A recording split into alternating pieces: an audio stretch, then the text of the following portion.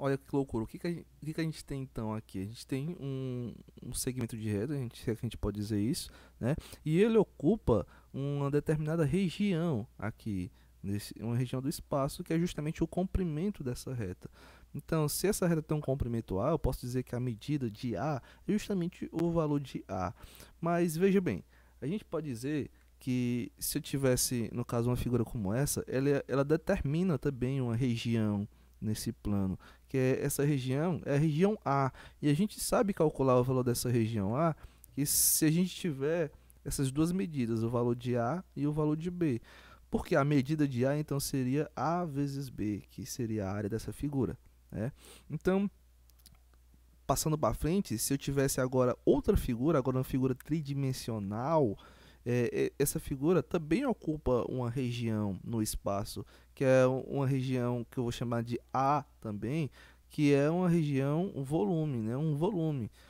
Para mim saber o valor desse A, eu precisaria saber do A, das medidas de A, de B e de C, porque a medida de A seria justamente A vezes B vezes C. E onde que eu quero chegar?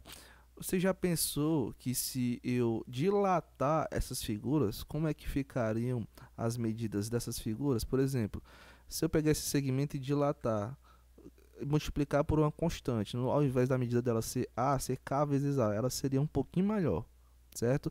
Então, qual seria a medida da região ocupada por essa figura? Seria K vezes A. Essa seria a medida, né?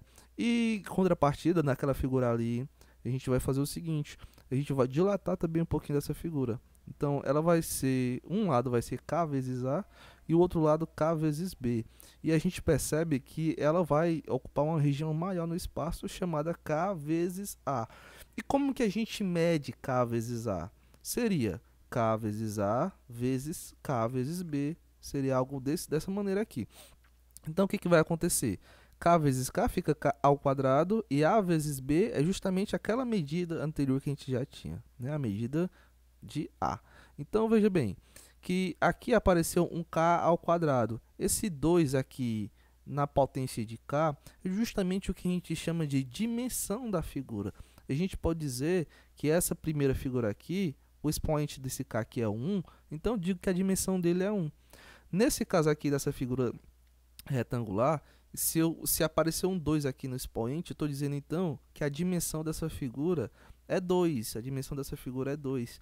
E vamos para aquela terceira figura, ó, se eu acabar dilatando ela, o lado fica KA, o outro lado fica KB e o outro lado fica KC.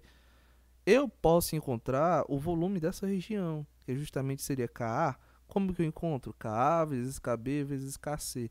A gente vai ter que o K vai aparecer 3 vezes, então vai ficar K ao cubo. É justamente por isso que a dimensão dessa figura é 3. Então o expoente que aparece aqui em cima do K é a dimensão da figura. E por que, que eu digo isso? Porque aí existe a famosa figura de Koch, né? É justamente isso aqui.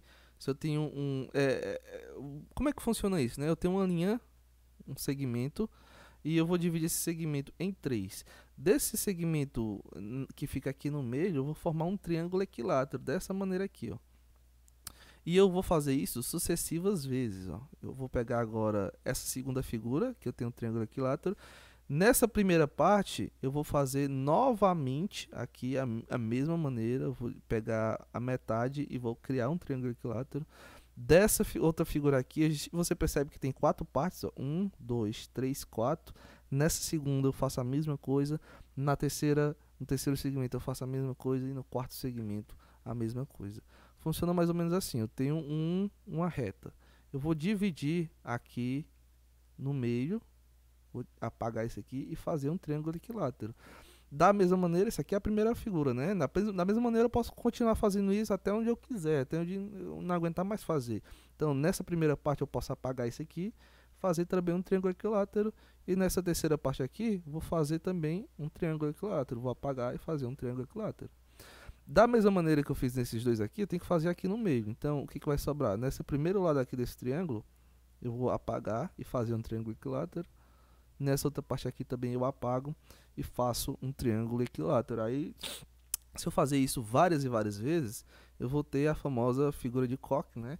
Que é justamente o floco de neve, bem parecido. Isso aqui é o famoso fractal. Isso aqui é conhecido como fractal. E existem relações muito interessantes a respeito do fractal, que é em relação àquela própria região ocupada por esse fractal que eu tinha dito anteriormente ali na área das figuras, né?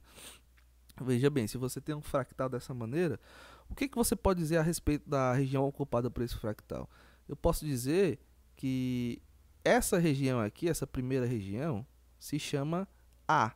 E você pode perceber que essa região está dividida em três. Uma primeira aqui, que é esse triângulo, a segunda é esse triângulo aqui, e a terceira é essa região do meio aqui também, né? Então eu posso dizer que K, a figura todinha, seria 3 vezes essa primeira região aqui, né, que eles têm a mesma medida. Então, o que eu posso dizer em relação à medida dessa figura? Eu posso dizer que a medida de K dessa figura aqui é a medida de 3 vezes A. E esse 3 aqui é a constante, eu posso dizer que, colocando ele para fora, 3 elevado à dimensão, que é o expoente, vezes a medida de A. Então, a medida de K é 3 elevado à dimensão da medida de A.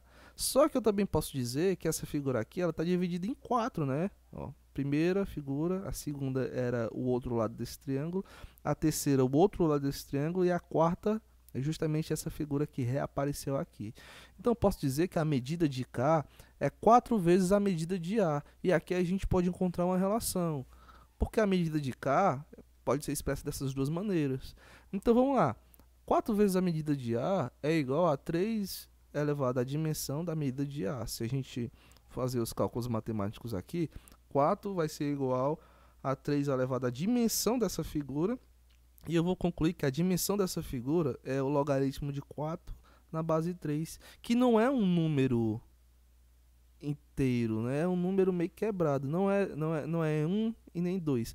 Essa figura, ela não é uma reta, não é um traço, mas também ela não é uma área, é algo muito estranho. Isso diz que a dimensão ela pode ser uma fração, nesse caso aqui, resultado de um logaritmo, né?